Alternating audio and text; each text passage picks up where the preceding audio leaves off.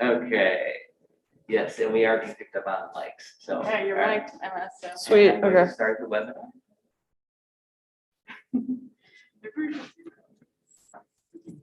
Well, and let's ask for that. I zoomed it out just because I'm going to wander around, I think. So, Oh, you are? Okay. yeah, no, I'm Okay. changing up everything again. And we are. Oh, I didn't start a screen share. Yes. We are live. Share screen.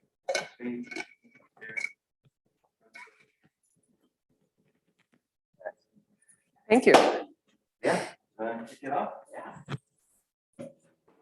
Okay, let's get started. Hello, everyone. Good morning. Welcome to day 2 of CXC. I'm Caitlin McGurk. I'm the Associate Curator and Associate Professor here at the Billy Ireland Cartoon Library Museum.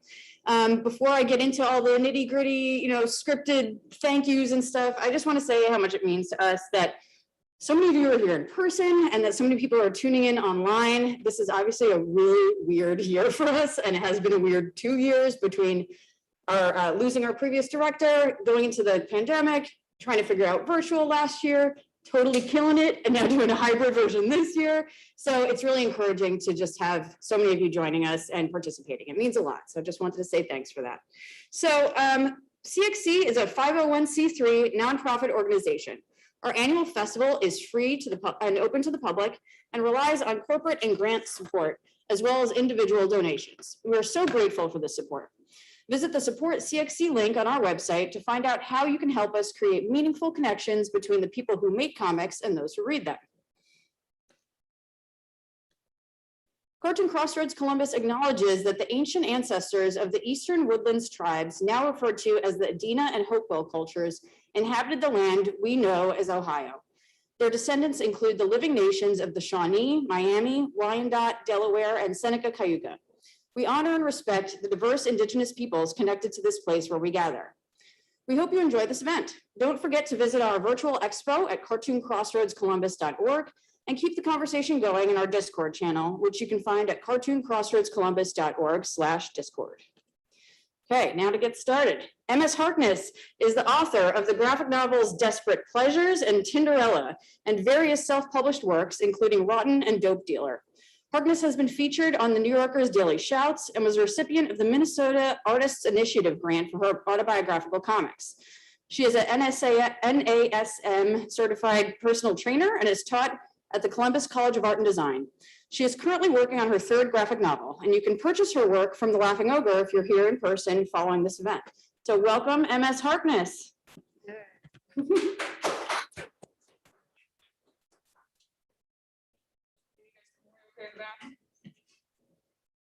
More or less. Fine. Okay, cool.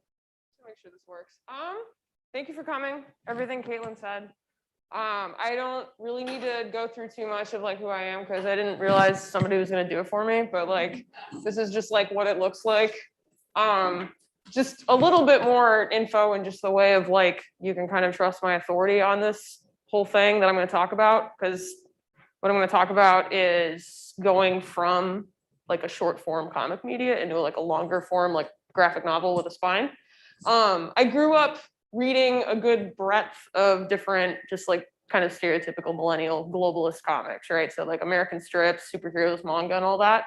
I have a BFA in comic books from MCAD. So I went through like that system of like an arts institution that was pretty like quick to drive into our heads. We needed to make like literary works of art as opposed to just like make a bunch of like anime posters and stuff.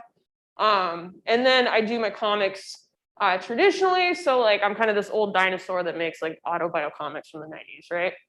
So I sort of straddle the fitness world in the extent that I do that on a regular basis just to kind of make ends meet a little bit more, because comics is not super big on giving people money. But then I'm also kind of in these fine art spaces too, getting like residencies and grants. So like I'm like knowledgeable of those spaces. And before I want to start, I mean, for the people at home, hello.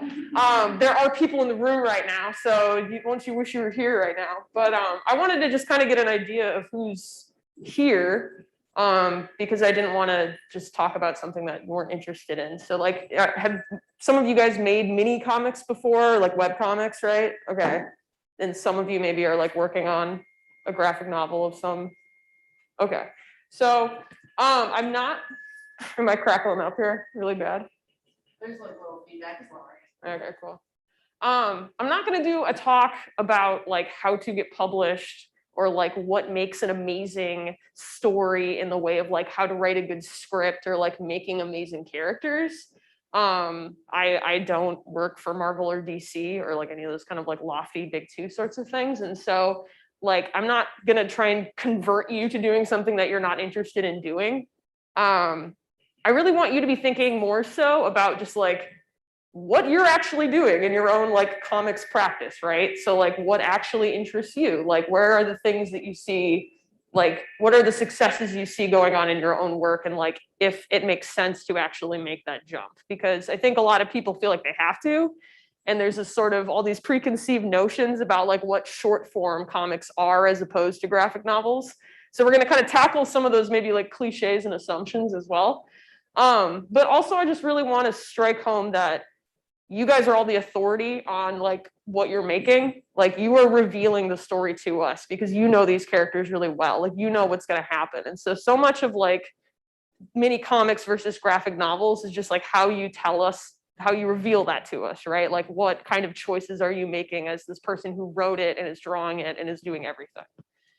So mini comics, I'm going to just say a lot of just generalities here. There are obviously like caveats to all of these things. And you can maybe think of some creators and like things in your head that aren't going to line up perfectly with all the things I'm saying, but I'm going to say a lot of stuff that sounds true. So basically the pros here on the left-hand side, it's just that they're like the quickest, easiest things in terms of like, other than like strip comics to make or like web comics, right? Like you have the ability to sort of try out different hats for maybe if you have an idea that you're like, I don't know if this would work for like my style going in the long term. Like you can kind of like do a pilot example for it in like a mini comic and see if it's actually interesting, right? You can be more inventive with like the sizing of like the print and like just the structure of it. You see all the time, like all weird, you know, star shaped and different folded pop out things that can actually happen when you're doing that all yourself. So it's easier to DIY. You don't really have to like work with like an editor per se. It's like all upon you to like make it happen. You're not waiting for years and years for somebody to care about it or put it out. And so you can make more money quickly if you have like a built-in audience. You can just make something fast and then everyone pre-orders it or buys it quick. You're not on like a printing or publishing schedule. And it can function as like a business card at a show, right? So like you're handing someone something that they're a lot more likely to actually finish, because even if your idea sucks, they'll be like, oh, I only have like a couple more minutes and then the pain is over, right? So it's like you have more like control over it in that way. Cons, you know, they're low prestige in their niche, right? Like not a lot of people read them. Like nobody's going to be like jumping for joy that you've done it. They're very easily damaged. So maybe some of you guys have already found that you're trying to like send your stuff out and they're like, well, if it doesn't have a spine, I don't want it because it's going to fall on the floor and someone's going to like trample it and it'll be gone. So they're very easily just like traded and tossed out when people move. And then there's this sort of understanding that there's like this ceiling of like how interesting and like dynamic they can be. Like there's only so many things you can say in them, you know, with a couple exemptions of certain people that have, you know, completely killed at making minis. But usually people don't want to go there in their brain with you because they're like, I'm just going to be here for 5 minutes, right? Like they don't want to get emotional very fast. Whereas you have graphic novels, you have all the distribution, you have the library circulation behind you. Like there's already this understanding that assuming that you get an ISBN for that product, it can just be like thrown out into Diamond and all these other smaller distributors after that, right? There's prestige. There's this assumption that when you're picking it up, it's actually going to be good because someone bothered to get behind you and make it happen, right? So like you're part of this class of people that have actually made a book and like, you know, you've been working on it for years and nobody's given a shit about it. And then all of a sudden, like you get it done and then your like parents, your mom, whatever, your friends, you're like, oh my God, you're this cool person now, even though you've been the same, you know, weird, lonely hermit making it forever, right? So you're taking the reader like on this presumed journey because like assuming it's this interesting enough story, Like you are leading them through and revealing this amazing thing to them. And like, they are going to connect with you a lot more than like, presumably they would in a mini comic. And then, you know, for a lot of people who maybe have lofty ambitions of making movies off their thing, there's a lot greater chance it's going to get optioned into something else. So the cons being, it takes forever, years and years of your life. You'll probably burn out and be really defeated at multiple points during the process. You kind of get tossed out per se of like the sort of like show circuit and like the circus that is like, you know, exhibiting your work, because you're just like, I gotta just make my book. I can't really go and travel and be with my friends and my family and do all my other cool hobbies because I just need to get this thing done. And then you either, you know, finish it and think it's going to be amazing and then nobody gives a shit, which happens all the time, or you become super successful and then all of a sudden you have like a whole other thing you have to balance because people really like you and then they want to like DM you weird stuff and it's just like really jarring. So, you know, the problems of success are absolutely a thing. So with all of those things in mind, like, does it actually make sense for you to do long form comics? Like, does it make sense for you to be staying in mini comics for a period of time? Like, do you actually know enough about the things you want to say to like actually fill a page count, which a lot of people get caught up on, right? In the way of like, you don't want to just add a bunch of filler in just to make things padded out.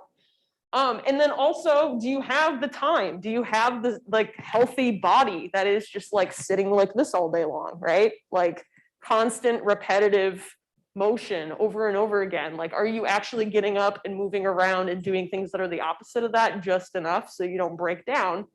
You know, and mental health is a thing too. Like if you're just stuck inside, we all know that sucks. So really you have to enjoy drawing. If you think you enjoy drawing, but you're not sure, you will know very fast. And just point blank, if you haven't made a mini comic yet, it's just like you need to do one thing before the other. You need to actually try out some of these ideas you're working with, or at least the understanding of like, okay, it takes me this long to make 30 pages before I go to something else. Because all the time we're maybe have this one idea in our head of something that will always be a graphic novel to us. But when the rubber meets the road, it's a very different thing. So I want to kind of maybe, it seems like I feel like you have students in the room, right? In the way you guys are maybe CCAD kids, people at home maybe are CCAD kids and abroad too. All of your professors are probably telling you, take your good idea and make it shorter, right? Take this thing that's amazing and whittle it down to its purest essence, because there's all these things that need to be stripped down. It's making everything the smallest, densest, or the most crystallized version. I'm saying, no, make it dense and expansive. Don't make it filler, which I will go into here, because dense can also mean completely unclear and too detailed and overly rendered, but I'm just saying make it the most that it's going to be. So if comics are a visual media, your art is your vanilla ice cream. Everything starts with vanilla. We start from there and we go outward from there. So the lettering, even on top of that, like your text, your dialogue, your conversations become visual when they're inlaid with all of your images. Like your brain begins to understand them not as you're reading. It's just everything is being processed by your brain as like one thing, if it's interesting enough. If it sucks, if you're reading a comic that sucks, you're like, what time is it? I want to leave. Like, I want to get out of here, right? When something's good, you're just immersed into it. So comics are a language, and there's always this kind of tension and cooperation and, you know, syncing from one side of more image heavy to maybe more text heavy. That balance is always at play. Your art should be the dense part that is relaying the most information, is just like something I'm going to say. I'm just going to field that out there and say that it's true. You want art that informs the narrative, and then that's freeing up your reliance on words as much as possible, because your brain is just going to absorb that and not even realize what it's doing. So you just are, again, immersed in this whole world that you're creating. Your words, the words we're going to say with the images cannot. And especially when you're starting out, that's the things that you just are like, I can't draw a car at that angle. Maybe I'm going to say like, oh, I'm going to look out the window quick or something, or thought bubble, right? Sometimes it's covering up the things you're not able to draw, but really it's putting in those little flourishes and bits of pieces that can't be conveyed as clearly. The writing will become more intentional as a result of that, and then it's going to become very clear what you can edit out just by looking at what's going on the page. So we're revealing things. We're not making them maybe quite as explicit as, you know, standard script structures. We'll talk a little bit at the end about just like what I do and the way that I lay things out. But I want to talk about sort of a series of reveals that are sort of options to you.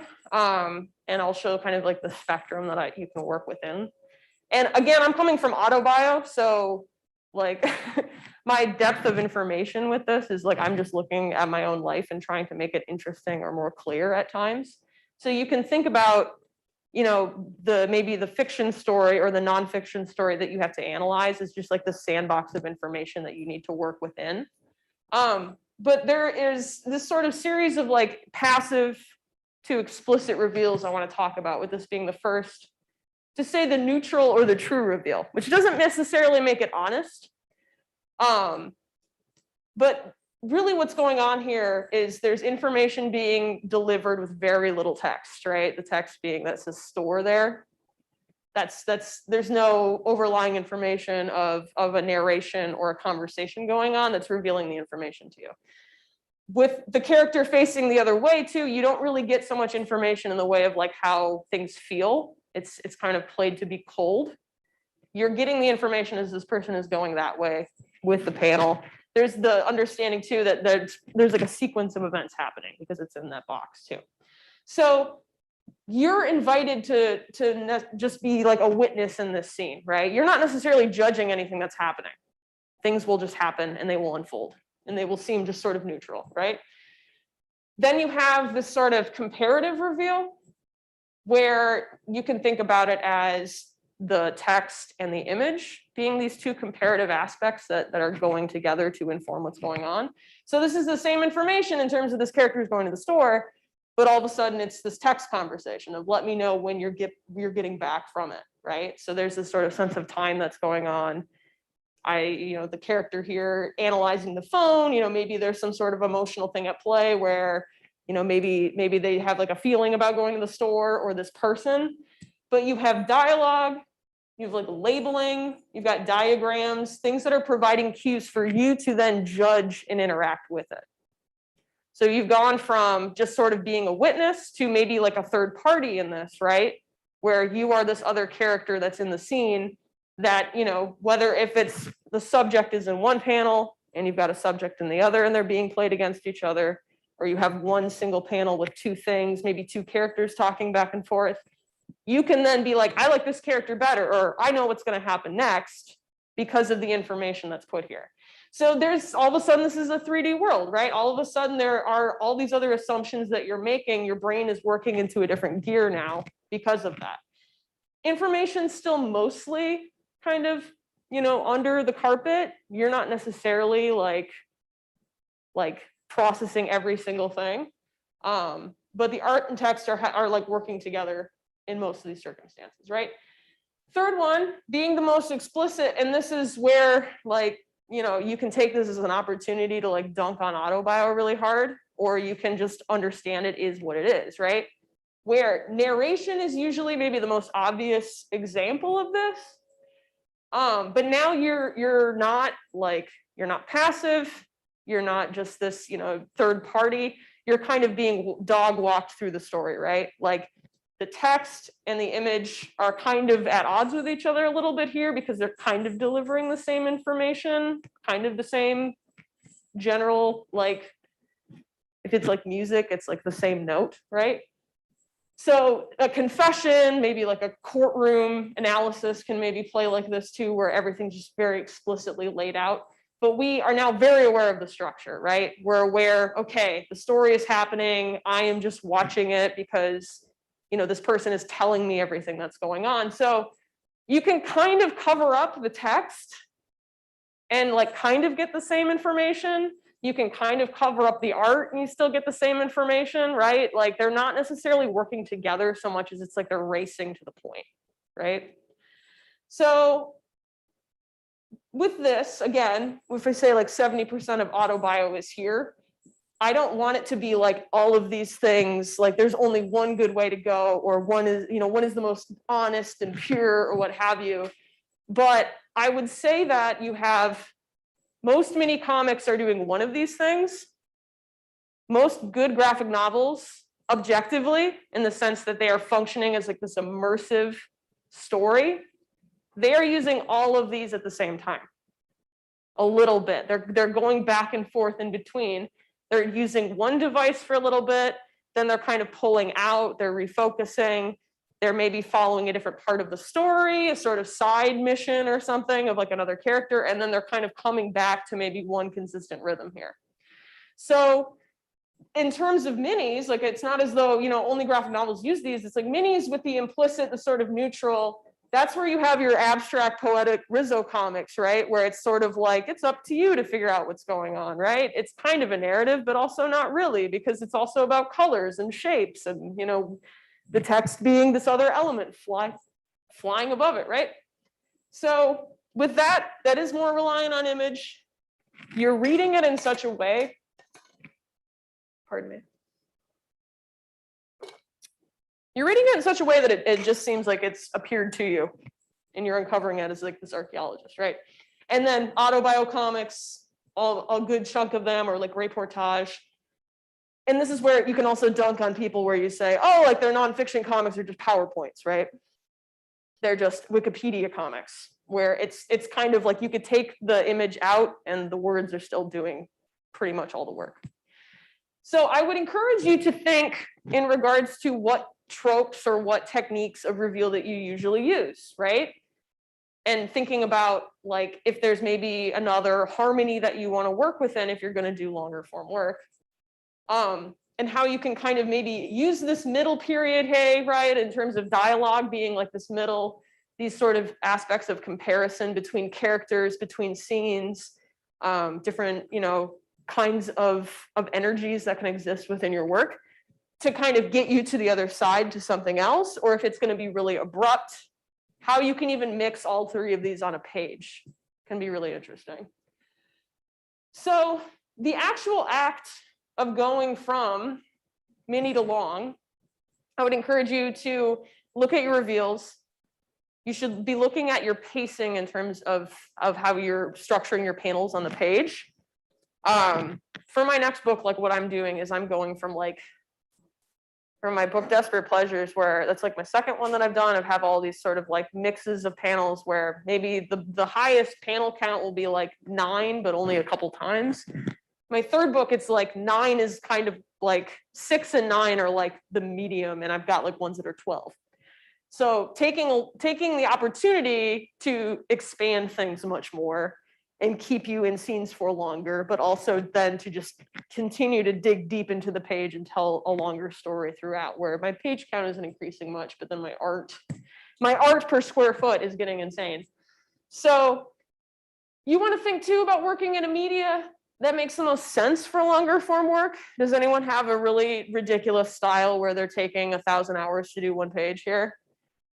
Right, so are you going to kill your hand, or are you going to think about another maybe, octave of art that you can think about using? For some people, it's switching to digital. For some people, it's about getting really minimal with your tools. But again, going back to the health and safety of the artist being like, I don't want to burn out and never be able to draw again after I do this one thing. So planning, planning. If you guys are making improvisational mini comics and going, how do I get to 120 pages? You need to plan it. And you need to actually have something, whether it's a document on your computer or a bunch of weird sticky notes, you need to have some sort of plan for that. I'm just going to say, if you think your improvisational comics are better, imagine if you planned them. How amazing would they be?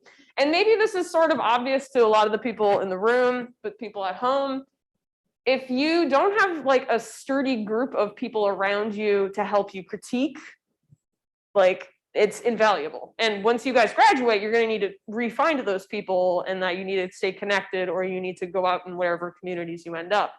Because I have time and time again gotten like full-length graphic novels in my email and been like, what do you think? Why don't you critique it for me? it's all the way done already. And I'm like, I'm not doing that. I'm not going to crush your soul and say, well, actually, this book is bad that you've spent 3 years working on.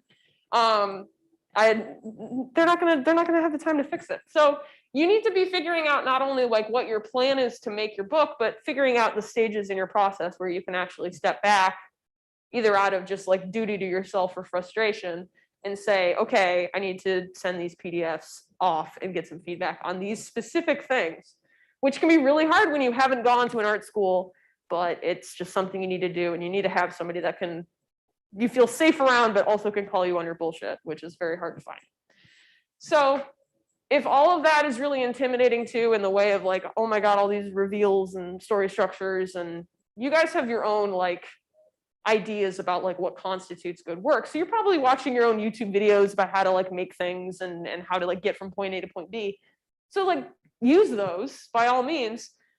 But your first book, like Tinderella, the first book that I did, this was my senior thesis when I was in college. So this was really just a series of short stories. And I didn't go through the process of selling each story as a mini. But if you want 2 paychecks, it's a very good way to do it. You should be thinking about how to like say, okay, this part of the book can maybe be like 12 pages, or this part might be a little bit longer.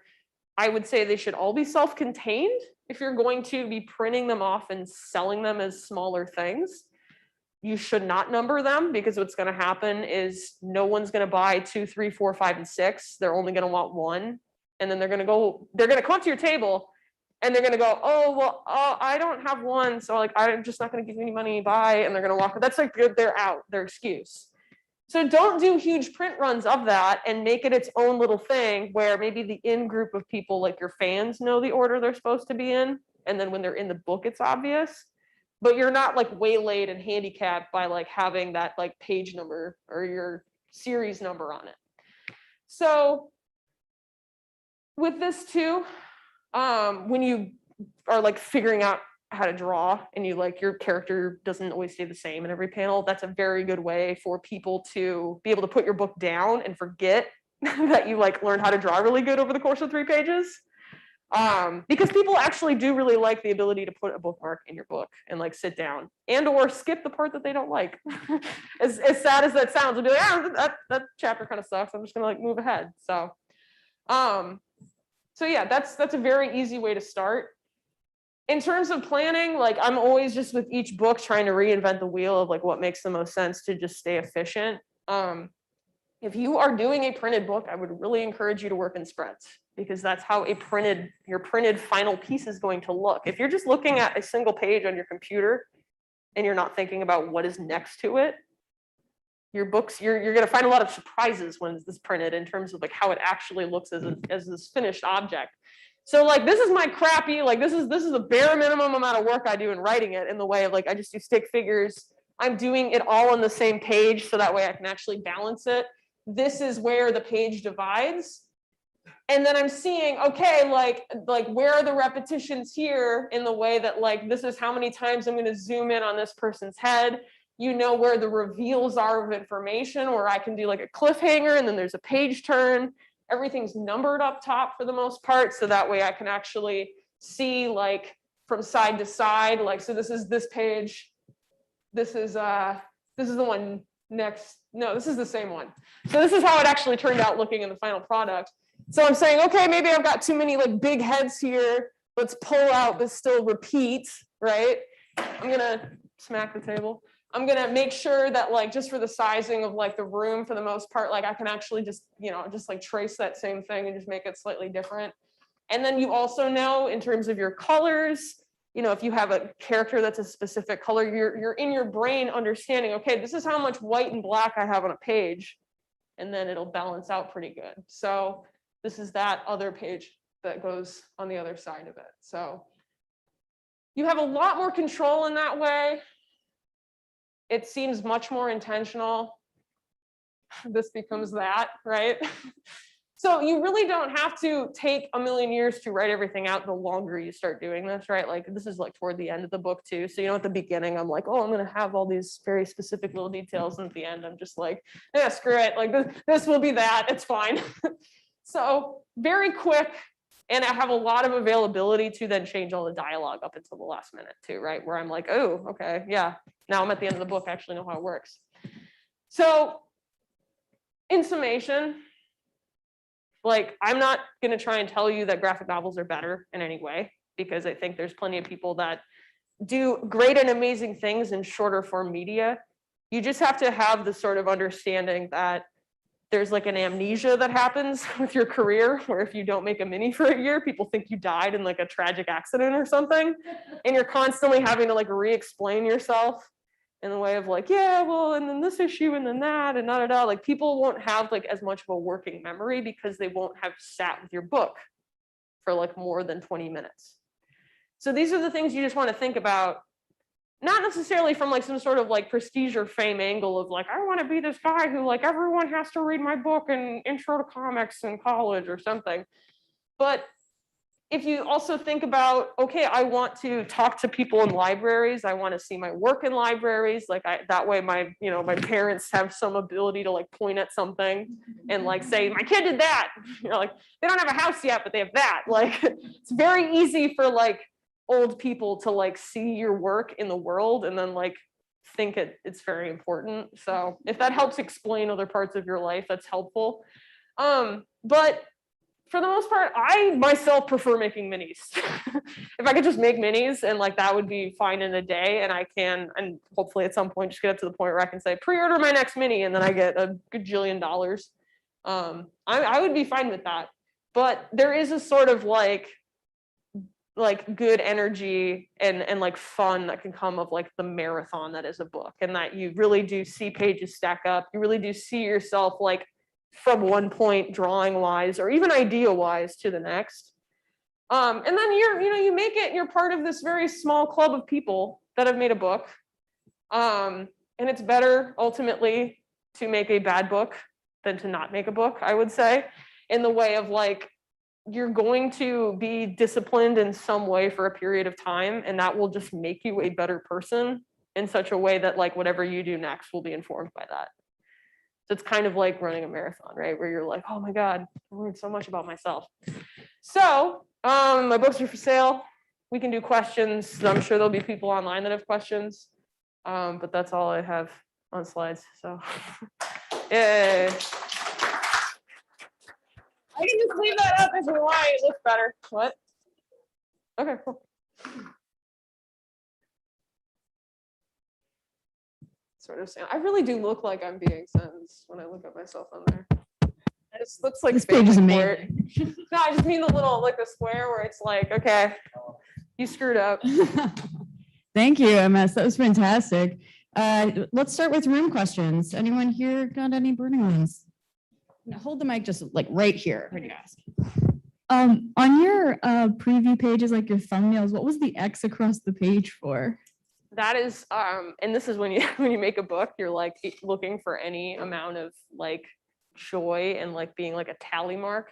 It's when I blue line a page, I do that, and then when I ink it, I do that on my thumbnail. So then I have this stack. Yeah. Word So system. yes, it's a very quick To-do list. star. Yeah. What else?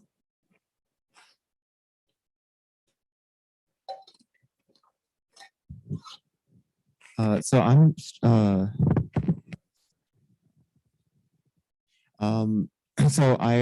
trying to step into doing comics. I just graduated from CCAD last spring. Hard to believe it's already been that long, but I'm still kind of struggling on which goes first, the cart or the horse when it comes to like, do I write the script out first and then thumbnail first and then script, do those simultaneously? What feels good or natural for you? Do you usually thumbnail and then script a little bit and then finish the thumbnailing, or? Yeah, I basically do that just rough and dirty, and that's everything. So like with my books at this point, like, and most of you guys, you already kind of know what it's going to be, and maybe you have panels in your head that'll like be in the book, right? That you're like kind of thinking of as like being these keystones in the story.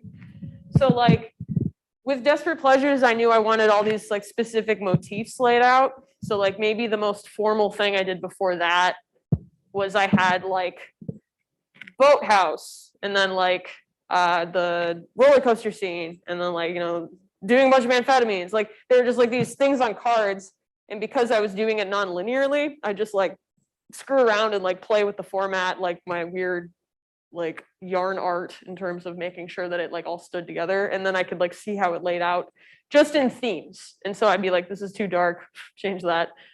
But like you guys, if you're all making comics, you're all visual thinkers, right? And like in terms of what I was saying about like comics are, your vanilla ice cream, your metric of everything is just the art, and then the text is there helping and pushing and assisting wherever needed. So by virtue of just saying it's going to look sloppy and bad and I'm not going to do it in like a nice moleskin, here's my quick and dirty as far as the thumbnails just being sloppy and everything is on them. You can also then get stuck at points and say, okay, 6 pages will pass and then I know I need to end this point, start this part of the story I'm already more sure of. So I do it all at once. I don't see the point in writing a script because I don't involve anyone else in my process. Like you guys might have to do that and you might have to show your work in a much more thorough way. But if you're the only person doing your thing, like do what makes sense to you and write as sloppy as you want because you're the only one who's going to read it. So yeah. Does that make sense? Kind of. Cool. I don't have a question from the internet, but I have a comment. Carol Tyler is watching. CXC Oh, hell yeah. guest Carol Tyler. Carol. And posted one word, wonderful. Oh. Carol, I love your work. Like I was reading A Soldier's Heart on the way to moving here because like I was like, I need to get on that. But I have like a weird like serial killer murder note. And I wrote something along the lines of like Carol Tyler plus Alison Bechdel equals like the perfect auto bio in the way of like, I just like wrote it. I like woke out of bed and I just wrote it and like went back to sleep. And I just like woke up like, I don't know what that means, but like I did at the time. So thank you. I love the gesturing to the camera too. This is all so strange and wonderful. Anyone else in the audience? Hi, thank you so much for coming and like sharing your experience and work. First off, absolutely fantastic. Thank you. My question was, do you have any recommendations for those who may have already started making mini comics? Maybe they're already like either numbered or in some sort of sequential form, and how they could become a larger project like a graphic novel? Yeah, and I mean, are they kind of united with one character or one theme or not really? Totally united. Yeah, I mean, really, you can do sort of community-based anthology projects a lot of the time where if you know that something can exist in like multiple formats or it's online or whatever too, definitely putting it in with other people's work. Like there's a lot of like open call anthologies for like just small press that you guys may or may not know about. And there's some restrictions in some ways where they're like only this many pages or like it has to be kind of about this because it's like a themed anthology. But usually they're not trying to get your rights from you and that you can just toss it out and maybe get like comp copies or like an easy paycheck. That's something, you can reuse. But like, there's plenty of people that just show up to shows that have like sketchbook zines, right? So it's like, you don't necessarily have to explain yourself and be like, this is like this. And like, it has to, it's there's maybe going to be one more story in it, but I'm not sure. Just fucking put it out. Like, and just say like, it's this one character's thing. And like, maybe it's, like for middle grade or, it's just for adults, what have you. But like, a lot of times people get hung up with like the show and tell of it all. You can literally have a page in the start that's like, this is this character's journey and they are going to do this to this, and it can be more ethereal and mystical and well written. But like, that's the advantage of having those like old timey like Archie page kind of stuff where they're like, here's the cast of characters and here's the beach story, right? Like just, and that's like a page, and then you just let the story tell itself. So people are pretty down to see that because it's very old timey American comics. So.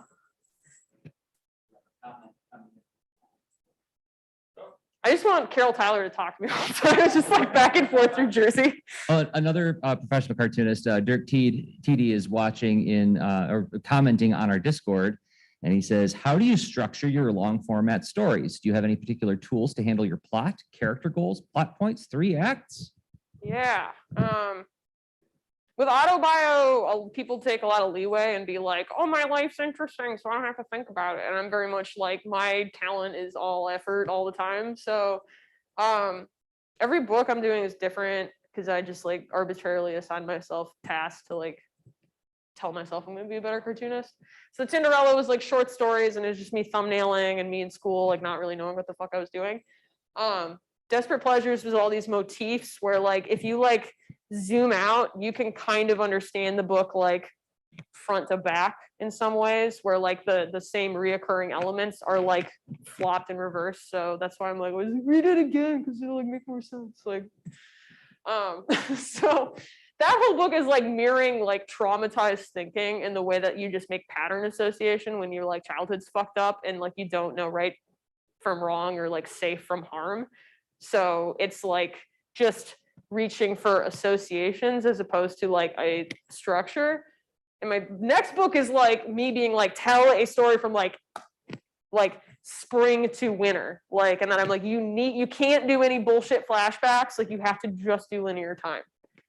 So I think when you think about like what the thing you're trying to tell is, like Desperate Pleasures being this like, I had a boo-boo childhood, like I'm doing boo-boo adult shit. I'm making these comparisons between the things of like how this relates to that. So it's like a word association game. So then you can format it like that and then zoom out and be like, okay, this is all too sad. We need one happy here. And then like there needs to be this balance. So if your book is a series of funny stories and it's not trying to reinvent the wheel, like just make a bunch of chapters, right? Or just like tackle it like that. You can do all sorts of different crazy inlaid nonlinear time stuff, but with that you do have to like make one book first. Like don't just leap into it. You'll just get too in your head about it. So the answer is it's always changing and I don't know. So Anyone else? Anyone online, Jersey? sweet. I wanted to ask, since you're talking to, some current art school students, some former art school students, what's the best advice that you ever got while you were in art school studying comics? It's funny, I actually just got a like interview the other day from like somebody in art school, basically picking my brain about how to make money and stuff. Use the institution all you can. So if there's like a screen printing studio, like make a bunch of screen prints. I think my senior year, I like designed my own mailers, and so I bought all these envelopes and just like pulled a million really cool custom envelopes. And like to this day, like Jim Rugg comes up to me at shows and is like, your envelopes were cool. Like I'm like, I don't know if you read my book, but that's awesome. Like I'm just glad that I stuck out in your mind somehow, right? So like when you're starting, you can kind of have like some weird flourish to set you apart in some way, and that helps. Like if you have like a cool table display or whatever. At the end of the day, like if your work is good, you'll stick around. So like that kind of the BS can be stripped away and you'll just kind of like come out of it. But use the institution. They're taking all of your money from you. They're robbing you blind. Please just like steal things and that aren't bolted down, and like, just like do the things that make the most sense to just like boost your every area of your practice, whether it's branding or like your website or any of that crap. Like just listen to your professors and don't be on Twitter all fucking day. Like just log off, because again, you're paying so much money to so many people just keep doing the same things, and then they leave, and they have to like, well, I'm gonna live with my parents still because I didn't do anything new. And you're like, damn, dark. Okay. So I also just want to say that you said something that toward the end of your talk that mimicked something that years ago another talk and teach presenter said in this room, which was Dylan Horrocks, who was here from New Zealand, and his sort of thesis of his talk was anything worth doing is worth doing badly. yes. And so I feel like that's great advice, right? Yeah. What you said about, it's better to make a bad book than not make a book at all. There's a Mary Carr quote kind of like that I've said in other talks about like autobio, where it's just like, yeah, tell your dumb story. If it's worth doing, it's worth overdoing. So absolutely. There's one question in Q&A, and I can't read it because I'm not in there as a. Oh, okay. Let me run up there and do that. Yeah, thanks. It better be real dumb to be worth running around for. What's a graphic novel you've enjoyed that has influenced the way you structure your work? Great question. Yeah. I